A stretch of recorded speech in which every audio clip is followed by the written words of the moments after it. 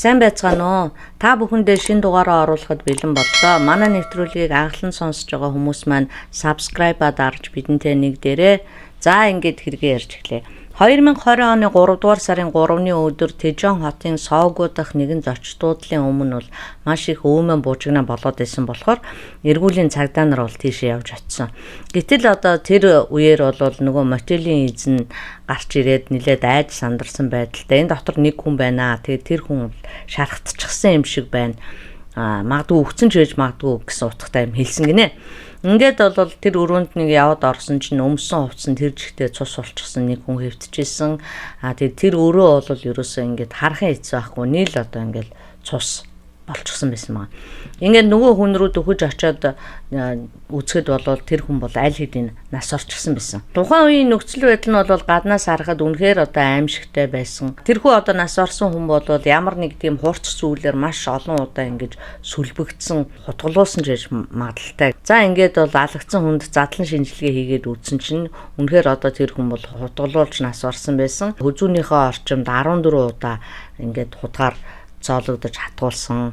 Тэгээ 12 нь бол хүзүүнийх нь баруун талд, бусд нь бол хүзүүнийх нь зүүн талд байсан гинэ. Мөн одоо биеийнх нь хажуу тал, нуруу гээд бараг одоо бүх биеэр нь шарахтай байсан гинэ. Тэр хүнийг хутгалсан гэмт хэрэгтэн нь бол аль хэдийн цутаагаад явчихсан байсан. Тэгээд хэрэгэлсэн зэвсэг нь бол мэдээж хутга гэдэг нь тогтоогдчихсон. Задлан шинжилгээний дүгнэлтээр хүзүүнийх нь баруун талын шархнууд нь бол хамгийн гүнэхэд л 3.3 см-ийн гүнтэй байсан болол хүзүүнийх нь баруун талын шарх нь бол бүхэл бүтэн 9 см-ийн гүнтэй байсан гинэ. За энэ хэрэгт мөн одоо ганцхан гэмт хэрэгтэн бол байгаагүй хаа гэж анх бол үзэжсэн юм байна.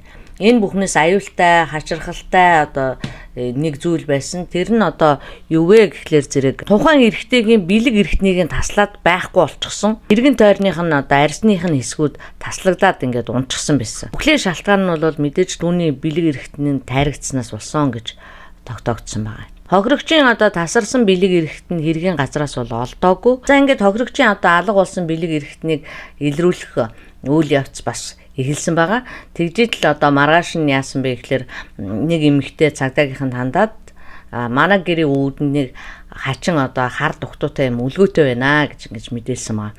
Тийм болохоор мэдээллийн дагуу цагдаа болон сэтгүүлчид тэдний гэрлөө явж очисон чинь үнэхээр одоо гэрийнх нь үүд нь бол хар дугтуутай зүйл үлгөөтэй байсан. Тэр дугтууг нэгэд дотор нь нэг нямбайлан боосон нэг юм байсан бөгөөд энэ нь бол нөгөөх халдлагад өртсөн хүний бэлэг эрхтэн байсан. Ингээд одоо мэдээж ягаад тэнд нас орсон хүний бэлэг эрхтэн энд дүүжлээтэй байгаа юм бол гэдэг нь бол мөрдөгчдийн гайхлыг ихэд татсан байгаа. Тухайн хэргийг эрэгтэй хүн хийсэн үү, эмэгтэй хүн хийсэн үү гэдгээс шалтгааллахгүйгээр ер нь хүний бэлэг эрхтнийг болон төмсгийг тайрах тохиолдол бол байдаг юм байна.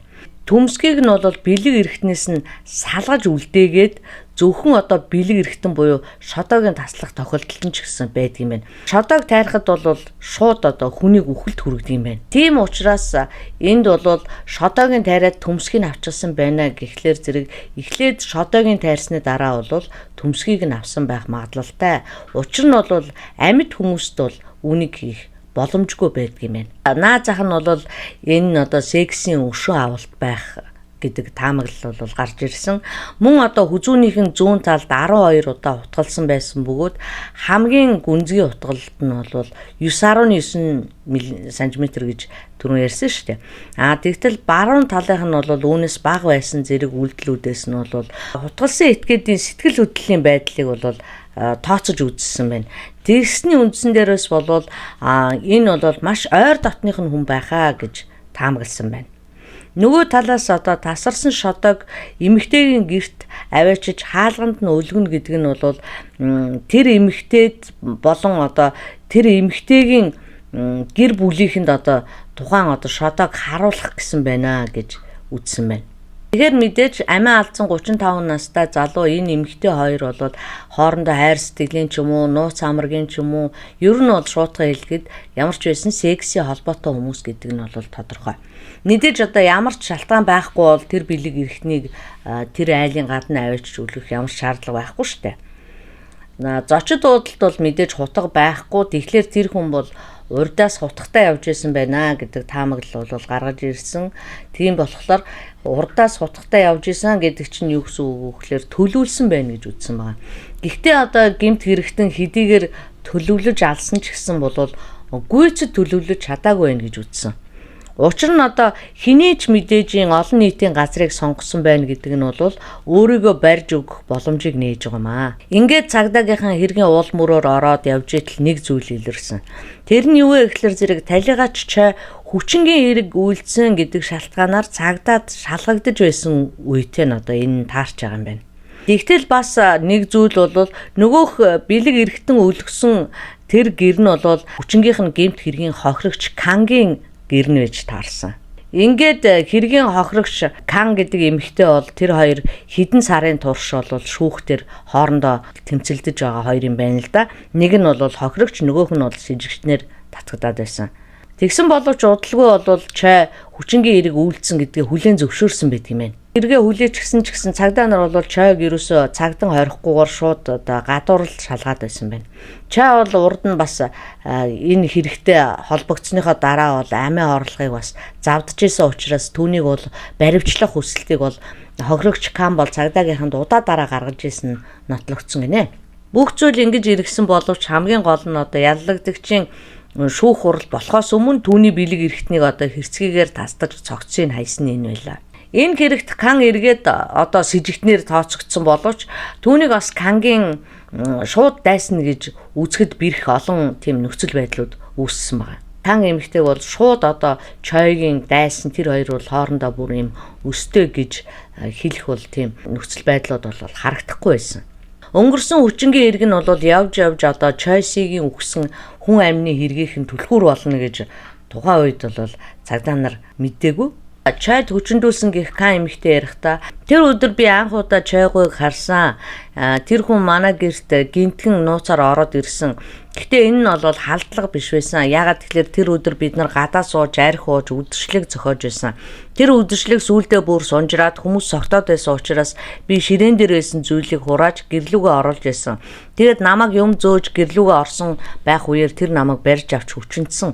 Тэр үед миний хажууд миний найз залуу согтуу унтаж байсан гэж ярьсан байна. Хон гэдэг хүн бол Кан бүсгүйтэй үерхэж байсан бөгөөд хон нөгөөх одоо чойг тэрхүү өдөршлөгт дуудсан хүн юм байна л да. Тэр үед бол Кангийн найз залуу хон нь бол өөрөө маш их согтолттой нилээд хөөрсөн янзтай байжгаад сүулдэ одоо тасраад унтчихсан юм шиг байна. Хон над руу одоо мессеж ичээд би чойгийн хүзүүрэн зөндөө утгалчлаа. Чамаас салснаас хойш чиний төлөө чадах бүхнээ хийсэн шүү гэж мессеж ичиж үлдээсэн.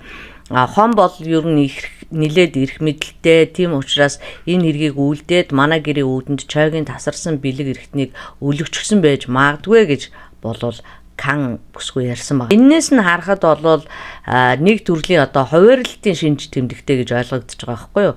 Одоо магадгүй нилээд хачиргалтай гэмээр ч юм уу та. Тэгсэн мөртлөө тэр хоёр салцсан учраас хоорондоо одоо ямар ч байсан одоо уулзалтдаггүй гэж хэлж байгаа. Тэгээд одоо мэдээж одоо найз бүсгүйхээ гэрт нь найзыгаа авчраад тэр эмэгтэйгээ хүчндүүлчээд тэгээд түүнээсээ болоод одоо нүүр турж уучлалт гуйж чадаагүй тэгж байж ийснэ гинт нэг орой мессеж ичээл би одоо тэрнийг хутгалчлаа одоо чамаас салснаас хойш чиний төлөө одоо миний хийж чадах хамгийн одоо том юм ийм байлаа мэлээ гэд ингээд мессеж ичгэрч эн чи одоо нэг өсөндөө юу гэсэн ч утгатай юм тийм ээ. Би одоо тэнийг найзгаа дагуулад ирчлээ. Одоо тэрнээс олж ийм юм болсон байна гэд уучлалт гуйж чадаагүй ингээд хэл өгөхгүй учир зүггүй алга болж ирсэн нөө. Ингэж гарч ирээд иймэрхүү тайлбар одоо нэгсэндээ хүн алаад би одоо чиний хариуг авчлаа гэдэг чинь маш одоо арчаагүй хүний тийм бүдүүлэг тайлбар юм л да. Хон залуугийн найз Чойн одоо түүний найз эмэгтэй хүчндэж байх үед бол хон өөрөө дэрэгдэн тасраад унтсан хамт нэг орон дээр хөвтөж байгаа гэсэн үг байхгүй юу. Энэ байдлаасаа болоод эмэгтэй бол маш их сэтгэл санаагаар унаж амиа хорлохыг ч завдж исэн гинэ. Чойгийн үйлдсэн хүчингийн эрг нь 2019 оны 9-р сард болсон бөгөөд тэр үед хэргийн газар байсан Кангийн экс найз залуу хонг болоод шалгаж эхэлдэг. Уг хэрэгт сэжиглэгдсэн хон болон Талигаач залуу хоёр бол 30 жил үерхэж байгаа тийм багын найзууд юм байна. Харин Кам бүсгүй хон хоёр бол хоёулаа одоо амьдран суuna гэж хоорондоо ярилцсан ийм хосууд байсан юм байна л да. Гэхдээ бол хон бол маш их тийм түргэн ууртай, урд нь ер нь зодон зохион танхаа эргээр байсыгээ шалгагдчихсэн тийм залуу байдаг юм байна.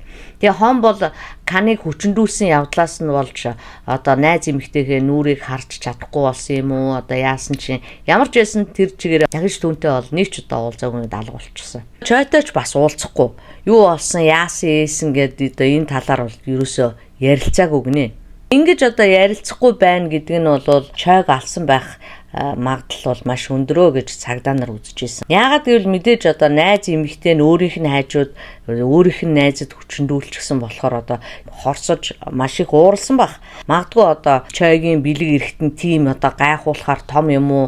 Найз хүүхэн маань одоо тэр ирээс тухайн үед таашаал авцсан юм уу ч гэдэг юм уу? Тиймэрхүү тийм хачин таамаглалууд нь бол түүний одоо уурыг маш ихээр хүргэсэн байхаа гэж цагдаа нар үзсэн байгаа. Уг нь бол тэр эмнэлэг твтчихсэн хүн гинэ. Гэхдээ одоо тэрбээр энэ шүн бол Кам бүсгүй рүү мессеж өчээд чойгийн хүзүүг олон удаа хутгалсан гэдгээ бичсэн. 2019 оны хүчингийн эргээс хойш хом болон чой хоёрын харилцаа бол үндсэндээ одоо ингээд тасарчихсан байсан. Гэтэл одоо хэрэг гардаг өдөр 5 цагийн үед бол хон чой руу уцаар залгаад тэгээ хүчингийн хэрэгээс хойш бол ерөөс анх удаа залгаж байгаа юм байна л да. Тэгээд одоо чойд хоёлоо уулзъя, бидэнд одоо ярилцах юм байна гэж хэлээд тэр хоёр Тэжэн хотын одоо Сэгүүд байдаг тийм баг сургуулийн биеийн тамирын талбайд анх уулзахаар болсон юм байна. Ингээд хоёлоо уулзсан бөгөөд хон эхлээд чойгоос хүчингийн хэрэг үйлцэн гэдгээ зөвшөөрсөн эсхийг нь асуудаг. Тэгээ бас одоо чи тэр Кангаас уучлалтгүйсэн үү гэдгийг нь ч мөн асуудаг. Ингээд энээсээ болоод тэр хоёрын яриа цунжирч 5 цагт уулзсан хоёр чинь 9 цаг хүртэл ярьсан байгаа. Тэгээд хоёулаа яриагаа бол цааш нь үргэлжлүүлэхээр шийдээд ойролцоо байх мотелд орохоор явцгаадаг. Тэр зоч дуудалд ороод бол 40 минут болсны дараа аллагын талаар цагдаад мэдэгдсэн байгаа. Энэ тухай бол хон юу гэж ярьсныг одоо сонирхцгоё. Би чатаа ярилцаж учир натшаа олцъя гэж бодож уулзсан. Гэтэл тэр одоо хэрэгээ эргэцүүлэн бодохын оронд миний яриаг сонсоод тэр муу адгийн овшол над руу ууралсан. Ер нь ингээд хэн нэг хэргийг хийсэн. Би ч гэсэн маш ууралсан. Чойчоос ууралсан. Бид хоёр хоёулаа барилцаж аваад хэсэг ноцолцсны эцэстээ би бол ухаан орсон чинь чойг хутгаар чичилж байсан гэж ярьсан бөгөөд энэ бүхнийг бол санамсаргүйгээр нэг л мэтгэд үлдчихсэн байсан гэж ярьдаг. Тэгэнгүүт нь мөрдөгч бол тэрнээс за тийм юм бижээ. Үнэхээр одоо чи санамсаргүй ингээд маш уурандаа энэ хэргийг үлдчихсэн юм байна. Тэгвэл чи одоо талигаачин бэлэг эрэхтнийг яагаад таслаад авчихъя? Тэгээ бүр хуучин найз эмэгтэй Кангийнх нь гэрийн гадаа нь яагаад авшид үлгцсэн бэ гэдэг асуусан. Тэгсэн чинь бол хэрэгээ хүлээсэн байгаа юм л да. Би бол ингээд чойгийн бэлэг эрэхтнийг тасалж авсны дараа уцаараа зургийг дарсан. Тэгээд зургийг авсныхаа дараа найз руугаа явуулаад би үүнийг хийсэн гэдэг мессеж хүртэл явуулсан байна. Энэ бол мэдээж одоо зэрлэг балмад гэхээсээ илүү бүр гаж үйлдэл шүү дээ. Би одоо чойтой уулзаар явахдаа карманда ингээ хутгатай явсан. Надад бол үннийг хэлэх зориг байна. Тийм учраас би бол бүгдийг ярина.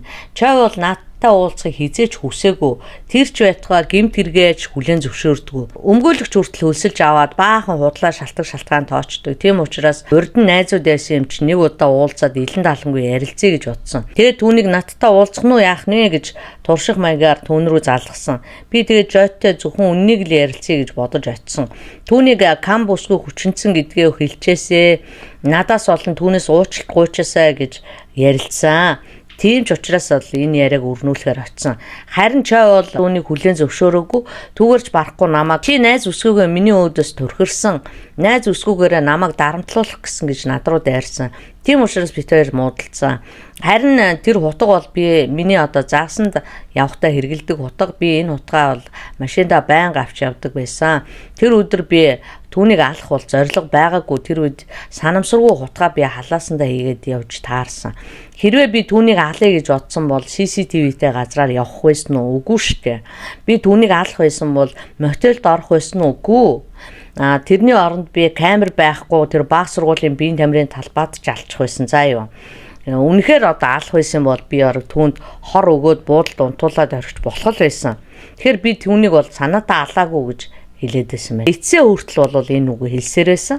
Гэхдээ бол хон одоо чойгийн бэлэг эрэхтнийг түүнийг амьд байхад нь тасалсан гэдгээ бол харин хүлээн зөвшөөрсөн байдаг юм байна. За ингэтэл цагдаа нарт чой тэгээд үнэхээр одоо хүчингийн хэрэг үйлдсэн юм уу гэдэг асуудал нь бол нэлээд одоо эргэлзээ дагуулж ирсэн. Хэрвээ одоо үнэхээр тухайн үед эмэгтэй хүчинцсэн бол тэрийг нь одоо яаж нотлох юм бэ? Яг уу мэдээж кан эмэгтэй бол өөрөө хүчинцэн гэж хэлж байгаа.